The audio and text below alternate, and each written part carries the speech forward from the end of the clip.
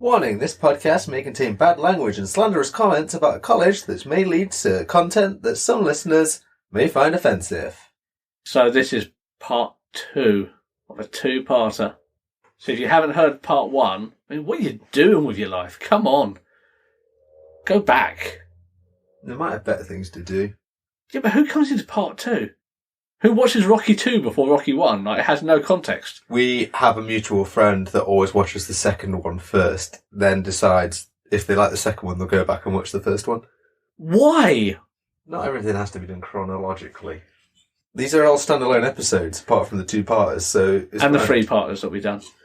Sylvester standalone. He was also in those movies.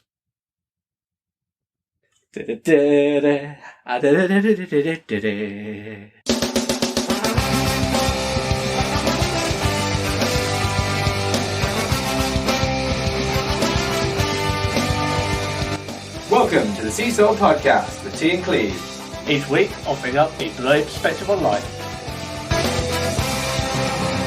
Welcome to a new episode of Seesaw Podcast featuring T and Cleves. He's Cleves. I am. And I am T. You are. So, Cleves, it's been 1 week since you looked at me. How's things? I don't know, something about Chinese chicken. Take one bite and your brain starts ticking. Yes, I didn't know that much about that song. No one does. Everyone just knows those, like, two lines. Where are they now? Probably with their own chain of Chinese chicken restaurants. I was going to say, the actual, like, you know, you get Chinese chicken marinade. Right. I'm not a fan of that. I've never been to a Chinese where that is the flavour. What is it? It's Hoisin not Chinese. sauce. It's not hoisin. It's just hoisin sauce on chicken, mate. It's not. Like, you know the one, like you get a barbecue packs and it's bright fucking red. Oh, that's sweet and sour sauce. It's not sweet and sour either. Sweet and sour chicken, mate. It's fucking not. It is. Otherwise they'd call it sweet and sour chicken. They always call it Chinese chicken. Yeah, sweet and sour chicken. No, it fucking isn't. Stop lying. Or sweet and sour pork. Same sauce. No. Sweet and sour beef. Okay, we're going to move on now. You're making me hungry. Sweet and sour D. You're all in for that. Couple of eggs. Where did the eggs come in? At the balls. Ah, of course. Odd-shaped balls. Quite large as well. Quail's eggs. So, how's things anyway? Alright. Just started thinking about caviar. What, because of the eggs? Yep. I mean, those are really small. Would you say your balls are like caviar? What, high-priced and fancy? No, small and fishy. There's different ways you can take that comment, isn't there? So, Cleves, topic of this week, what is it? RNC2. Why did you ask me? You know what it is. Yeah, The notes are in front of you. Yeah, and we already said it at the beginning. Yeah. Why are you trying to bring me in? Don't force me. Don't force me. Don't pod rape me. Pod raping. Okay, this week, part 2. Yeah, what we're doing this week, T? You fucking know what. The last RNC episode, which you should have already listened to, is about the social aspects of RNC. Men. Shall we do a little bit of mopping up of those men, those RNC men? We didn't cover jobs in the last episode. Fine. Because it sort of ties into what we were finishing off with, like career stuff last episode. Okay, fine. When you're not learning at RNC, you could be out doing a job. Which I did. No one else did. Actually, I think some people work like 1 day a week at that like horse place down the road. So that's nice for them, right? Cleaning up the poop. I mean, it's not a career that I'd want. But it's a career. And imagine if you're pretty blind and you're cleaning up poop, you're having to fumble around for it. I mean, if we're talking about careers blind people probably should be avoiding, poop cleaner. I was going to say poop fumbler. So you worked at Tesco, a supermarché. Speaking of shitting, when I was working at Tesco, that one in Hereford, someone legit took a shit on the supermarket floor one evening. Nice. It's kind of classy establishment that was. I mean, they sell drugs in the car park as well. Another classy establishment. Yeah. Beeping stuff. Yes, sat on the checkouts, beep stuff through in the evenings. Three nights a week. Got me some cash. For those sweet, sweet booze. Yeah, pretty much. And gig tickets. Yeah, I wasn't without some form of quote-unquote employment. What employment did you have in your recreational time at RNC? What, we're covering this now, are we? Well, this is what you wanted to cover first. Fine, we'll cover it now. So on site, on campus, we had a bar, if you can call it a bar. A couple pool tables, jukebox. A long piece of wood behind which bar staff stood and poured drinks. I'd call it a bar. Yeah. And students they called them ambassadors, bar ambassadors. And ambassadors, more like it in your case. Yeah, I didn't do all that much. The whole point of the role was to be helping, like, the students if they needed anything, making sure people behaved themselves, but... Getting drunkies home is what you're saying. Yeah. Well, even then, I had to stay on premises, so I couldn't even help them get home. Well, so you had to toss the drunkies out? Basically, yeah. Drunk tosser. Yeah. That's just what you were most nights. Yeah. You're fucking proud of yourself. Yeah, that's quite good. So it basically involved me drinking and just not doing any work because it wasn't really a job. The whole attitude was like, oh, you should be going to the bar, checking people are okay and going to the bar for them. I'm like, well, they're here for their independence. They know where the bar is. It's been tailor-made to be completely clear from the seating area to the bar. So, get it yourself. Like, I was there to empower them. Why were you not a bar man? Because they didn't hire the students for bar staff. Yeah. Which is infuriating because that's something that I think if you have some site and you know the layout of your bar, it's fine. Yeah, but they could only employ one person for one night because more than like 8 to 10 hours work and you'd be losing them benefits. Yeah, that's true. I think it was only like £5 an hour I was on, something like that. It's like 20 quid a night. It's not bad back then. You were under 8. No, you weren't under 18. You were under 21. Yeah, that's true. Not that there was a living wage back then. No. But it was fine. I think I did 1-2 nights a week and it was like 20 or 40 quid for that week. It was fine. But I wouldn't call it an actual job. It was just doing stuff. Being paid to do stuff is a job. Was it cash in hand? Yeah. Mm. Maybe not a job then. If you're not getting national insurance and tax on it, then probably. Oh, no, nothing was declared. Wow. Shady as fuck, mate. I don't know how they justified that. Because you're an ambassador. Right. What? Yeah, but surely you'd still pay ambassadors. Yeah, well, I don't know. Ambassadors are sort of like a voluntary role, but it just so happens they just give you a little thank you gift every week. Right, yes. Which was always predetermined on the hours you work. Convenient. Almost as if it's not a gift at all. More of a wage, if you will. But I wager, see what I did there, that we have more to talk about as far as social side of things, because that's what we're going to go into a bit more depth. So we've done the nitty gritty of the college, but of course it's a boarding college, so we did live there. I mean, you escaped on the weekends. I fucking hate staying at college at the weekend. There's fuck all to do. Well, drink. Yeah, but I could do that at home in Nottingham when there was more things to do with people I liked. I mean, that's hurtful. I'm not saying there weren't people at college that I liked as well, but, you know. Yeah, I guess. So, the living arrangements, you had halls of residence and you had external houses, like they just rented, like they owned houses in the area and they didn't rent them, they just let you live in them. The halls of residence went from pretty well-sited to pretty dire-sited, didn't they? You had, like, Armitage, pretty well-sited, Campbell, less-sited, Gardner, worse-sited, and there's probably another one, wasn't there? There was, but that was, like, called. Older people. By that point, anyway, your site was pretty fucked up. I mean, they did have a little bit of an intersection here and there. Like, we were in Armitage and we were all fairly young. And sighted. Not all of us. Name one person that was super blind. Oh, Dan. Dan, who was next door to me. He had that totally blind girl on the floor below. Yeah, it's true. But no one went to that floor. No, we did not. That was off limits. And all the houses had a warden. Yes. For, like, old people.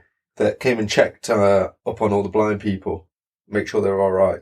It generally translated to, let's go make sure that the underage people aren't drinking in Cleve's room. And if they are, then they grass them up to the year head. Fucking ridiculous. Was it Hazel that kept dobbing you in? I fucking hated her. She's such a witch. But what was the social aspects like then there? Because obviously I went home at the weekend. I think this is the overarching thing, that you have a lot of kids, essentially, and they get their first taste of freedom. Parents aren't there coddling them. They have their own room, their own independence, and apart from like the wardens in the evening, like no one's really checking up on you. It's a really weird situation because I imagine a lot of them suffer from bullying at school. They're not the cool kid, they're disabled kid. And now they're around a lot of other disabled kids, so it's the norm. And then I think people just became arseholes. Quickly. Very quickly. I'm not saying I'm above that either. No, I mean, I think the place brings out the worst in people. Oh, God, yeah. Do you know what it is? Sheer boredom. Yes. There is nothing to do in the recreational time other than, like, maybe one game of football per week that the college puts on. Other than that, you're left to your own devices. So it's just fucking drinking and fucking and teenage politics, which, you know, the first two, fine, whatever. But you have to make your own fucking drama. That's a problem. Yeah, that is entirely it. And you're right, like, yeah, you'd had the one game of football, but there was two 3G pitches, and the gates were locked. When when you weren't in there doing football practice, you couldn't go in there. For no reason. Like, there's no reason why that should have been locked. Music practice rooms were generally locked as well. Yep, so you couldn't even practice music. And like, gym closed pretty early. It was like 5 o'clock. Yep. Like, it's like there's just no facilities. Like, considering that you live there, I think especially with like the music rooms, like there was just a room like with a drum kit and some amps. That's all it was.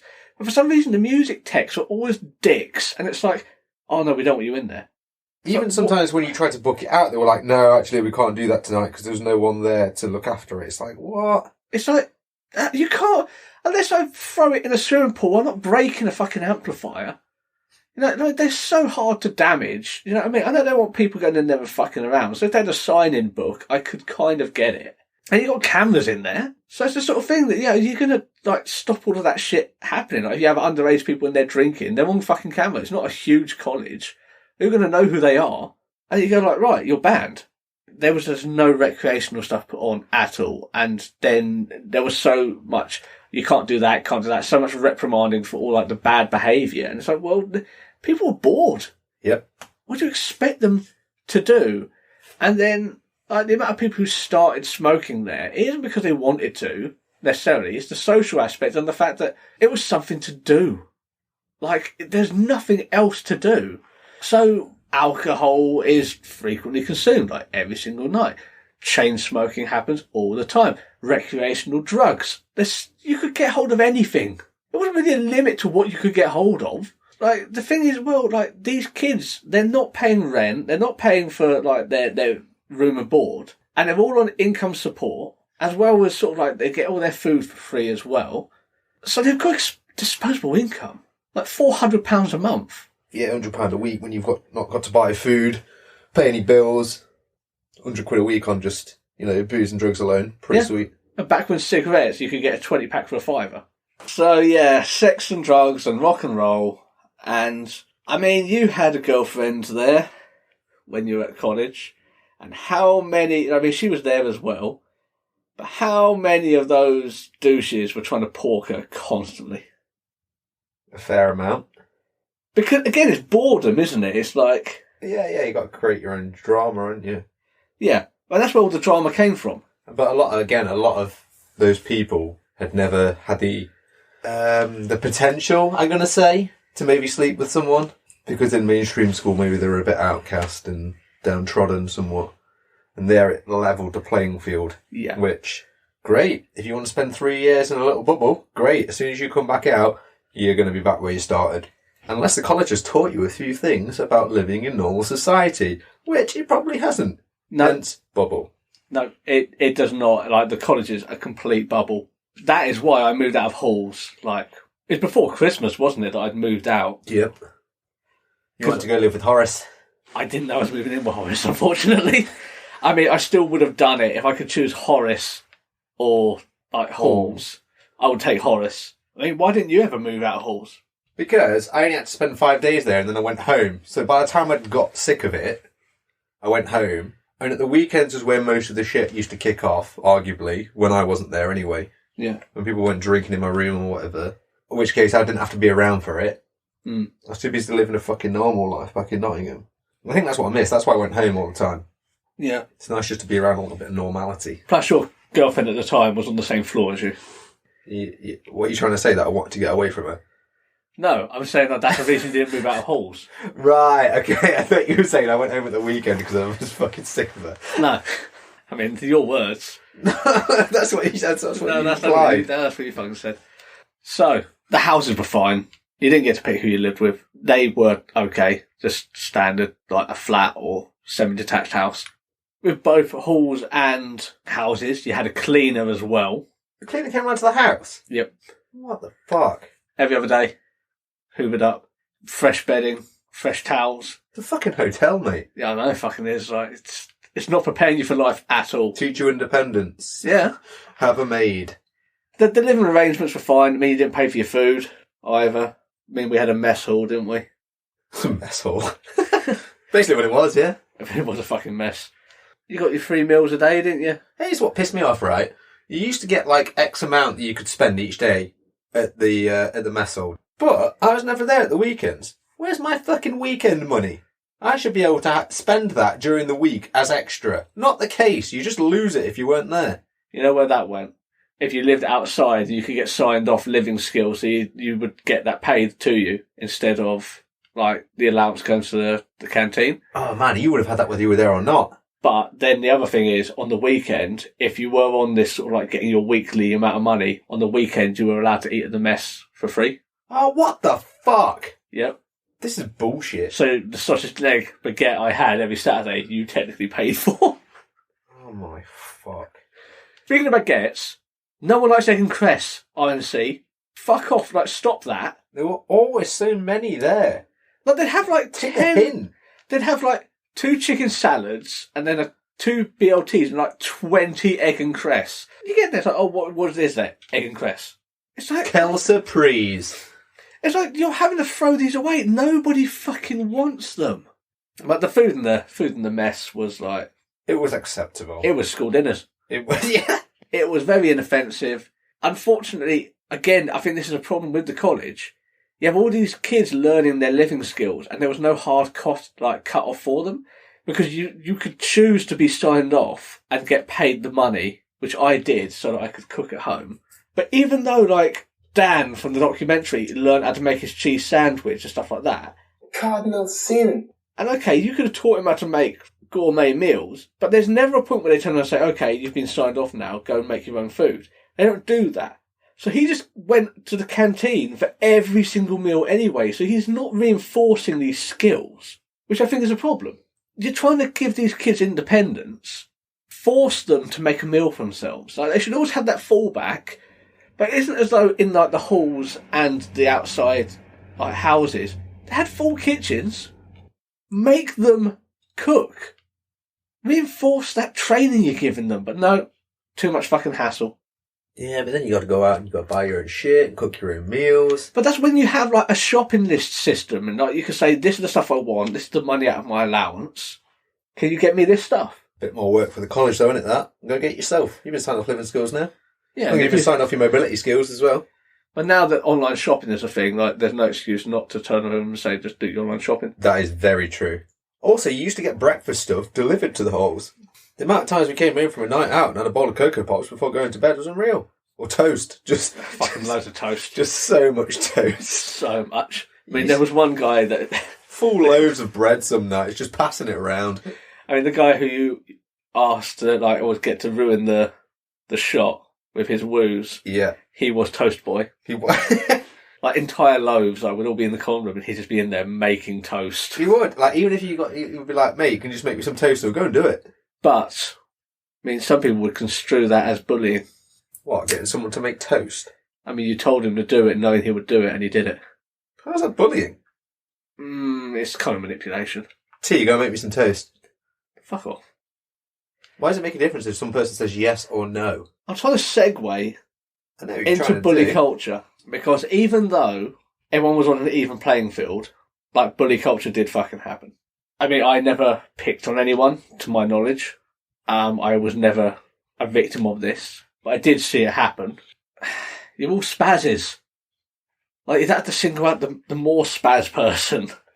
Like, when we were there, like, one kid literally broke another kid's arm, and I heard the snap. That was a result of bullying. That was a Bad. result of someone playing fighting and taking it too far. Yeah, he was a knob. I'm not saying he wasn't a prick, but... But I don't want to go too much into it, because there's not really like many examples I can think of, but it does happen. Like, because you think it's like, oh, school, like, specially there to nurture the disabled. Like, no. This shit does happen. Like, it can be a really toxic environment, especially when you get the drama that people force in. And also, suicide attempts do happen there. With disability comes a lot of mental trauma, doesn't it? So... And they never supported anyone. That was never advertised to me. Nah, back then it was particularly bad, wasn't it? When I was there, I had a friend that tried it, and also I'd heard of people in previous years trying it, different people. So it was, I'm not going to say it's commonplace, but there was, at the time, there was at least one a year attempt. Like, that really isn't good. It's fucking shocking. The thing is, it just comes down to, I know things are better now, but they would have been aware of this situation. And with sight loss comes a lot of mental health issues. And of course you've got the toxic environment that we've covered. So they should have been more on top of it. But it seems like all the staff did was bust your balls about things. You know, they didn't seem to really care, a lot of them. And that's harsh to say, but I just didn't feel like any of them really gave a shit. Oh, they didn't. They're all out for results, mate. Careers advisors, heads of years, wardens. They do the bare minimum. Keep you ticking along. This comes circling back to something we have discussed. Like, it'd be good to go back there and sort of see how things have changed. Because I am genuinely interested to know what they do for mental health now. But here's another thing, right? A lot of that mental health issue thing, for me, would come back down to boredom. If you've got nothing to do and you're sat in your room all day stewing away in your own thoughts... Drinking, making it worse. That's what I mean. Drinking drugs. I mean... It's no wonder, really, that someone tries it. And, yeah, you could make a comparison that, universities have a similar sort of structure, but you've got to remember that at the university, these youngsters are independent and they're not disabled. But they're adults by that point. This college is between 16 and 18. I would argue that they still have a duty of care. They 100% do. 100% do. And I would say even older than that, they have a duty of care. Especially if you're living on campus. Particularly with people that may be vulnerable. Yeah, and there was a lot of vulnerable people there. I imagine there still is. A lot of the academic stuff gets, like, prioritised. But then when you're young, like, that's the side of it. Like, that becomes, like, the side of the college. The primary, I think, becomes the social side of it quite quickly for a lot of people. I mean, I'd be interested to know what they do now. Because I'd like to think they can't be worse than they were. There was basically nothing before. So if they have something now, that's an improvement. So, what happens after you leave, Cleves? Nothing. You never hear from the college ever again. I mean, I know I never did. Which is terrible. Like, aftercare is really bad. You would think they'd have, like, an aftercare team. Ah, no, but they've already prepped you for further life. They're giving you the mobility skills. They're giving you the living skills. And your careers advisor told you that you can only go to uni or sign on. Therefore, they already know where you're going. But as we've covered, they don't do any of that. They tell you how to get the most benefits and where you should be going to uni.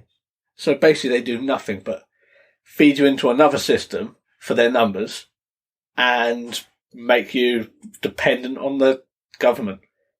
Yeah. Well, one or the other. That's terrible. Isn't that every college, arguably? It is. They're not alone in that. No, but they're there to be specialists, aren't they? To be like specialist help for the disabled to get them ready for life. So, like, they need to do better. Now, I'm not going to say that I would have really needed them to phone me afterwards and say how are things going, but it would have been nice of them to do. I mean, maybe they did for other people, but they didn't for me. What would they do anyway, even if you said, I'm doing nothing, I'm on the dole? They wouldn't do anything, but I imagine they don't want that statistic, do they? No, true. They should be stricken from the records. Yeah. And I think that's the problem, isn't it? Like, there's no aftercare because they don't want to know what you've gone on to, because it would imply that they've failed. They've got Ofsted reports to meet. Yeah, but that's the problem, right? Because it's academic, they just need to make their academic targets. And usually that means how many people they can funnel into university, because that's a success metric for them, isn't it? Even though a lot of those people, Horace, for example, was only at uni for half a semester. Yeah. But hell, they got him there. They got him there. And then he dropped out and went to live on a council estate and claim all the benefits. Told you, it's one or the other.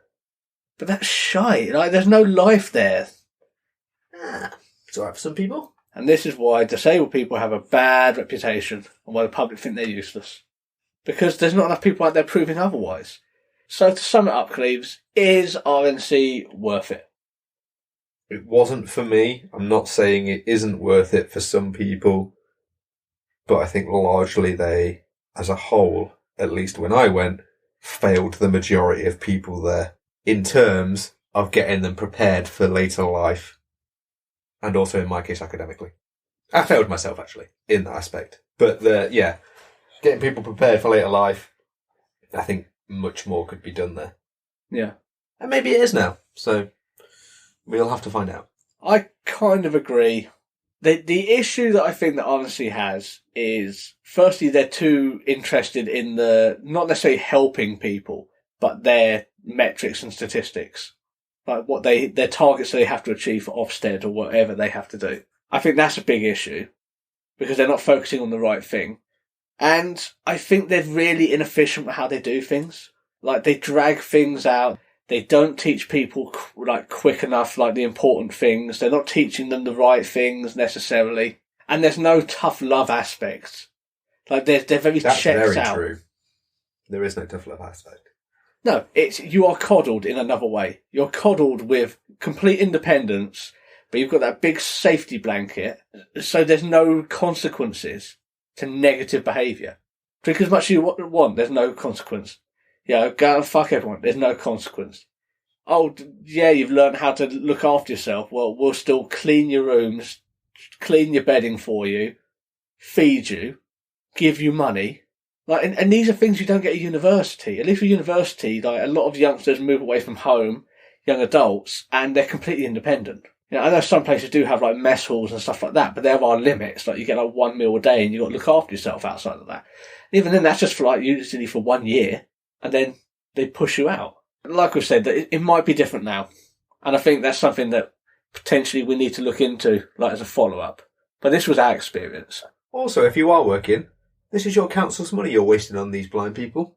Because it is paid by the education authority of your county. They pay for these people to go here. And they come out no better off. In fact, they come out with, like, being up their own arse, with bad attitudes and no skills. Yeah. Should write a song about it. Yeah, probably should. So, Seesaw yay, RNC nay. But if you do have a positive experience of one of these style of colleges, let us know. We'd get you on, see how it went for you, because if you found some benefit from these things, I'd like to genuinely know. Because at the moment, we've just had a very bleak tear down of a blind college. And, yeah, the one thing I will say, if anyone says, oh, you're ragging on a charity, they weren't a charity when we left. They're privatised as a business. So, from that point, they were a business, and they debatably have been running as a business for a while at that point. It is the British way. We're not doing this shit again. Any other thoughts?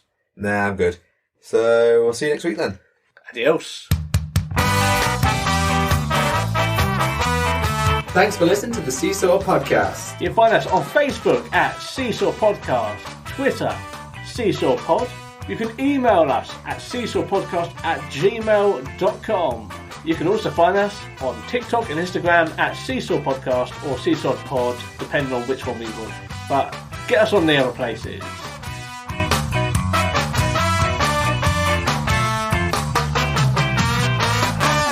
This podcast was recorded in front of a blind audience. In fact, they come out with, like, being up their own arse with bad attitudes and no skills. Yeah. Should write a song about it. Yeah, probably should.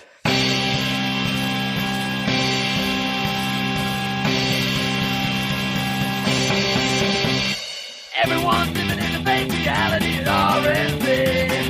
Life falls open, forgotten dreams at RNC. The reason why we take the only opportunity from RNC. Every other person's thrown back on the street at RNC. I can get my life off track. Still don't have the skills I like, so I'm never going back to RNC.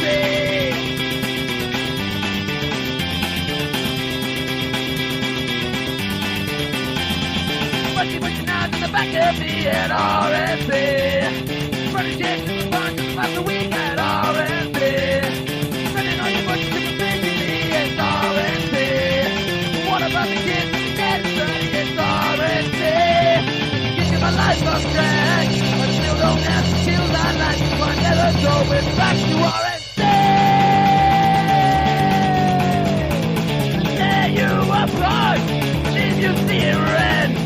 You would devour you, spit you out and leave you with nothing.